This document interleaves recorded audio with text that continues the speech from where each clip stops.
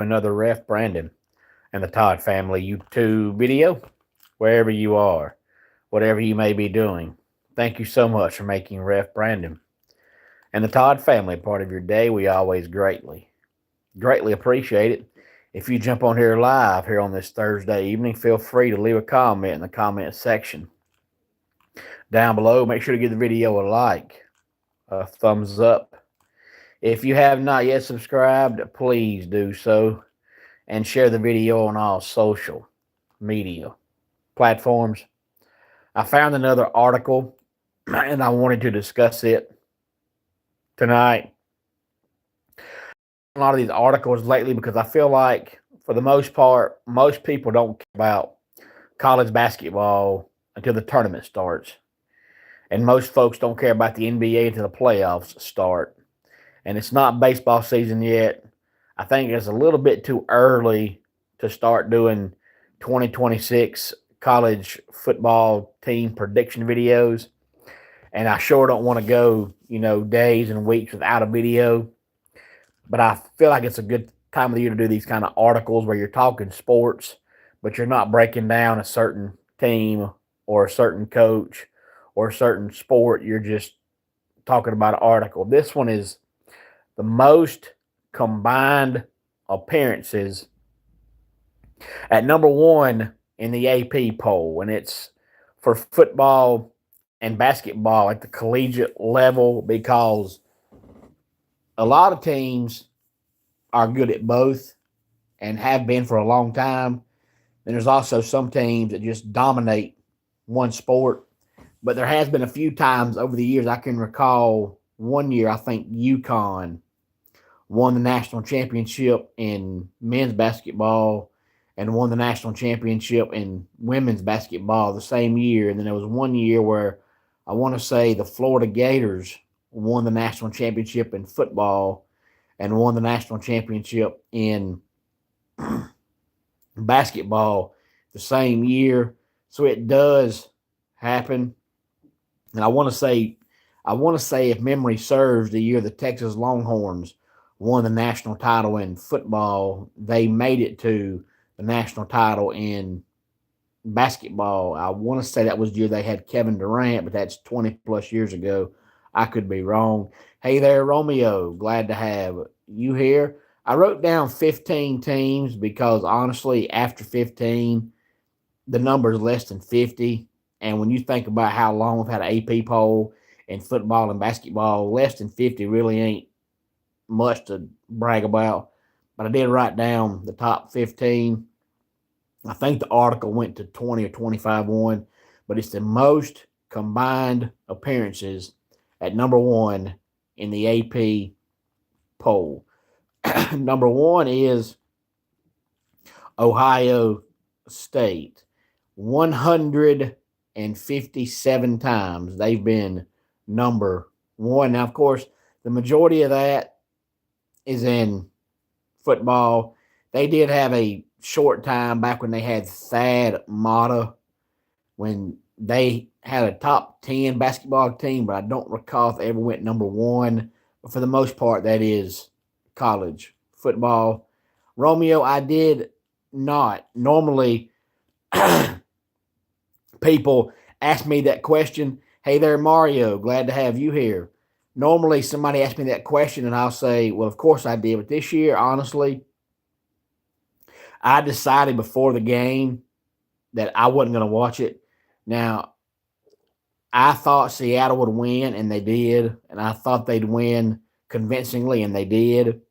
But this was one of the few years that I can recall in all my life where neither team had a player I really cared about. Neither team had anything compelling going on. Both teams were kind of boring. And then we had the whole halftime thing, which to me become immature and stupid. And I said, the last thing we need is, division over a halftime show. So in order to avoid that, I'm not going to watch it all. So no, I didn't watch not 1 second of it this year, but the game itself went about how I thought it would go. Seattle winning pretty easy, but no, I didn't watch any of it. Number 2 is Duke at 147 7. So number 1 is almost all college football.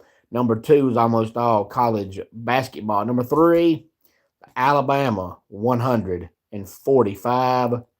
Number 4, UCLA, 141. You think about how UCLA's been so bad now at basketball and football for quite a while.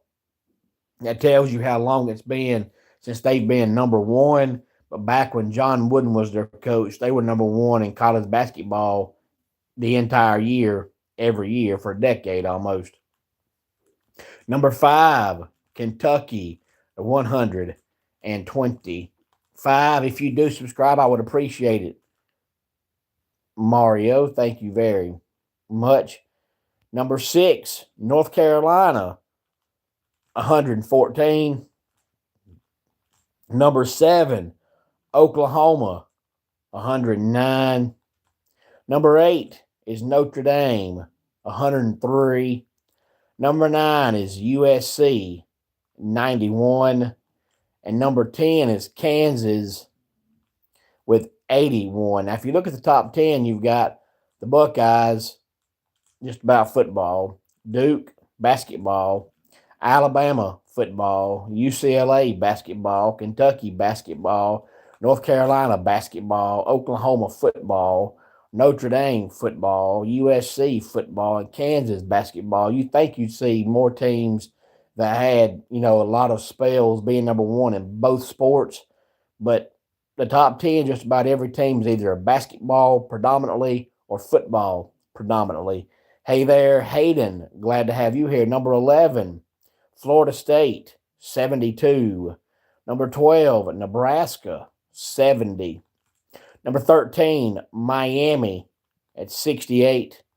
Number 14, Michigan at 59. And number 15 is Florida, and they're right above 50. That's why I said I wasn't going to go further than that, because to me, when you think about how long the AP poll's been around and you've got less than 50 times total, both sports combined being number 1, that's really not that impressive. But I do think the article went to either 20 or 25, but I stopped at 15. So another interesting article that I found that I wanted to discuss.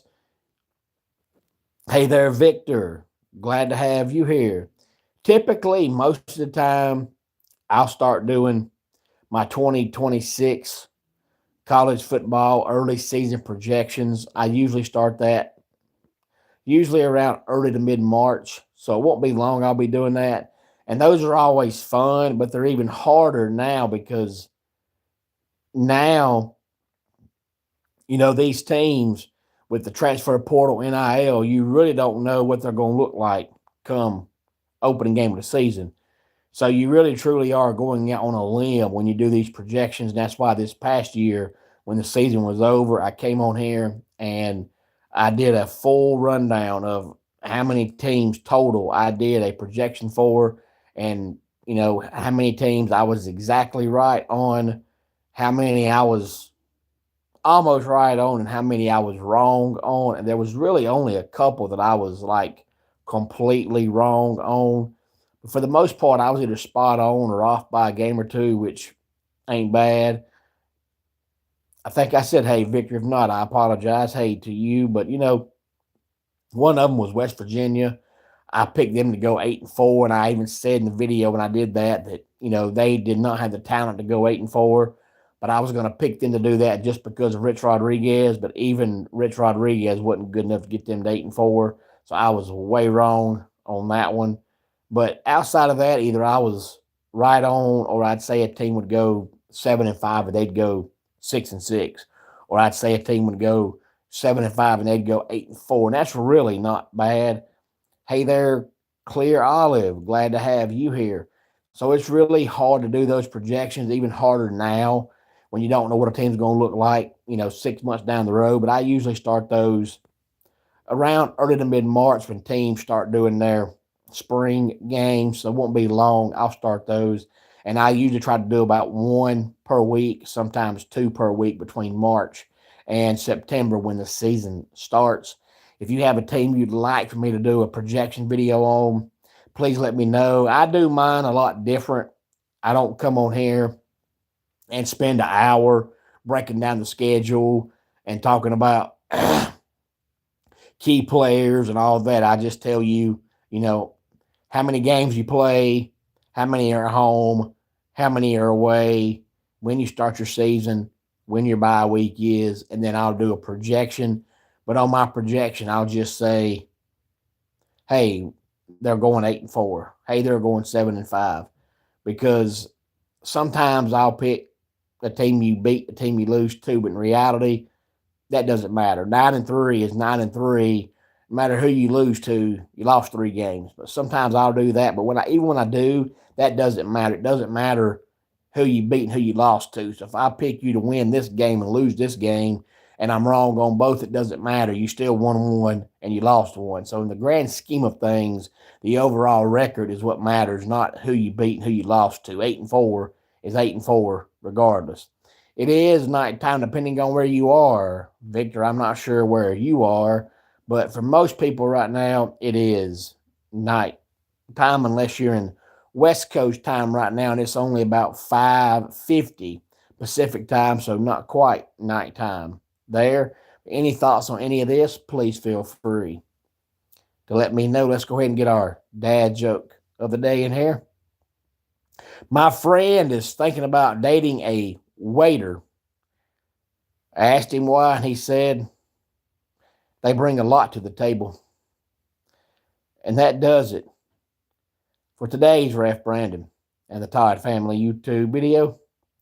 Until next time, it's Ref Brandon saying, just like in pro wrestling, life can be over by the count of 3. Tell your friends and family how much you love them. Bye.